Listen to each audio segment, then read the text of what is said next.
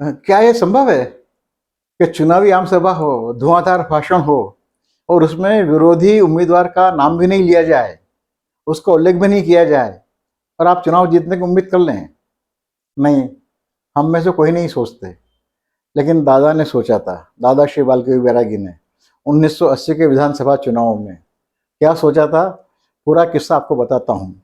नमस्कार, मैं विष्णु बैरागी और आप देखना शुरू कर चुके हैं मेरा यूट्यूब चैनल बैरागी की बातें। मेहरबानी करके इसको सब्सक्राइब कीजिए, इस बात को आगे बढ़ाइए, मुझे आपकी मदद की बहुत बहुत ज़्यादा ज़रूरत है।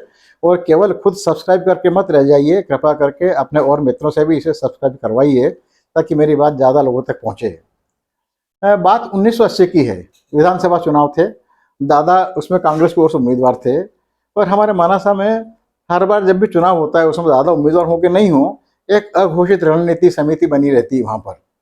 उसमें डॉक्टर वीएम संघई साहब, बापू दादा जैन, लक्ष्मणनारायण जी जैन जिन्हें हम लक्ष्मण दादा कहते थे, और हमारे थे लाली उस्ताद थे, विजय अर्गी जी उनका नाम था। ऐसे 5-7 लोग हुआ करते थे। तो 1980 के चुनाव में चूंकि दादा उम्मीदवार थे तो मैं तो इस अघोषित रणनीति समिति का सदस्य नहीं था, लेकिन उम्मीदवार का भाई होने की वजह से मुझ पर दया खाकर, मुझ पर रहम करके मुझे भी इस समिति में शामिल कर लिया गया।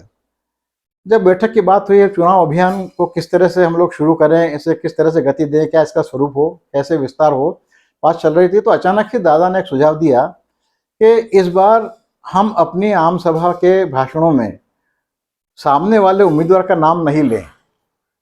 ये ऐसा प्रस्ताव था, हम सब चौंक गए, हमें विश्वास ही नहीं हुआ कि ऐसा भी कहा जा सकता है, किया जा सकता है।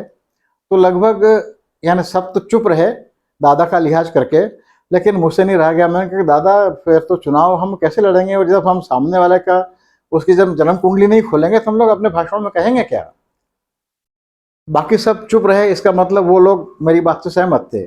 दादा ने पहले मुझे देखा, फिर सबको देखा, फिर उन्होंने कहा यार मुझे एक बात बताओ, जाजम अपन बिछाते हैं, बिजली अपन लगाते हैं, लाउड स्पीकर अपन लाते हैं, सारे शहर में ढिंढोरा अपन पीटते हैं, सारी ताकत, सारी ऊर्जा, सारी मेहनत, सारा पैसा अपन खर्च करते हैं, और हम ये सब करके अपने भाषणों में जनता को बताते हैं कि हमारे सामने वाला उम्मीदवार क्या है, उसका नाम क्या है, उसकी पार्टी क्या है।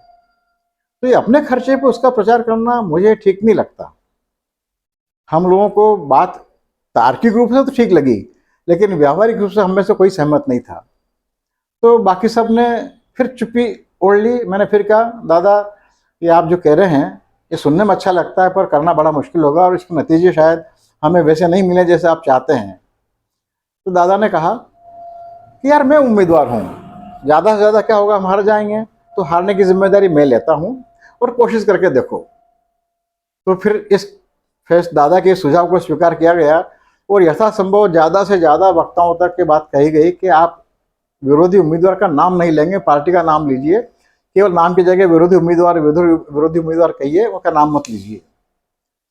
हमें बड़ी तकलीफ हुई इस पर अमल करने में, जितने भी हम वक्ता थे, क्योंकि विरोधी का नाम लेना तो उसके लिए सोचना ही नहीं पड़ता है। लेकिन इसका असर ये हुआ कि चौथे दिन जो विरोधी उम्मीदवार थे, राधेश्याम जी रड़ा भाजपा के उम्मीदवार थे, चौथे दिन शाम को घर पे आ गए वो, और दादा से आके उन्होंने शब्द से झगड़ा किया। उन्होंने कहा कि दादा ये अच्छी बात नहीं है, ये आप क्या कर रहे हैं, आप ये आपको शोभा नहीं देता। तो दादा ने कहा क्या कर रहा हूँ, ऐसा मैंने अशोभनीय क्या कर लिया बताएं आप। बोले आप अपने भाषणों में आप और आपके लोग मेरा नाम भी नहीं ले रहे हैं, और गांव में जब मैं जाता हूँ तो लोग मुझसे पूछते हैं कि भाजपा का उम्मीदवार कौन है। ये गलत बात है, ठीक है, ठीक बात नहीं है ये। तो दादा खूब हंसे, बोले यार माट साहब, वो राधेश्याम जी लड़ा पहले अध्यापक रह चुके थे, हम उन्हें लड़ा माट साहब कहा करते थे। तो उन्होंने कहा माट साहब आपको तो खुश होना चाहिए कि हम आपके लिए कुछ भी नहीं कह रहे, आपका नाम लेके कुछ भी नहीं करें। तो लाला साहब बोले कि नहीं, चुनाव को चुनाव की तरह लड़िए और राजनीति के जिस स्तर पर चुनाव लड़ना उस स्तर को बनाए रखिए, मेहरबानी करके आप हमारे लिए परेशानी पैदा नहीं करें। वो तो कह के चले गए, और उसके बाद हम लोगों ने सावधानी बरतने की कोशिश तो की, लेकिन बहुत ज़्यादा निभा नहीं पाए इसको। नाम उनका हम लोग लेने लगे, लेकिन ये ऐसा प्रयोग था कि जिससे विरोधी उम्मीदवार भी विचलित और उत्तेजित होकर हम तक पहुंचा और उसने शिकायत की कि उसका नाम क्यों नहीं लिया जा रहा। और शायद ये पहला मौका हुआ जब कोई विरोधी उम्मीदवार कहे कि मेरे विरोधी अपने भाषणों में मेरा नाम लें। चुनाव बहुत अच्छा रहा, वो चुनाव लगभग 5,500 वोट से दादा जीते, और लाड़ा साहब ने भी आके बधाई दी दादा को। बहुत भले आदमी थे वो, अब तो इस दुनिया में नहीं है, बहुत भले आदमी थे।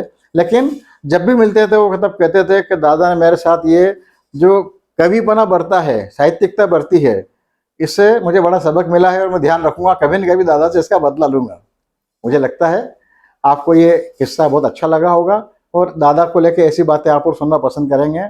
मेरे साथ बने रहिए, मेरी चैनल को सब्सक्राइब कीजिए, करवाइए और इस वीडियो को शेयर कीजिए, इस पर टिप्पणी कीजिए, ताकि मुझे लगे कि मैं आपके साथ बराबर चल रहा हूँ और आपको मेरी बात ठीक लग रही है।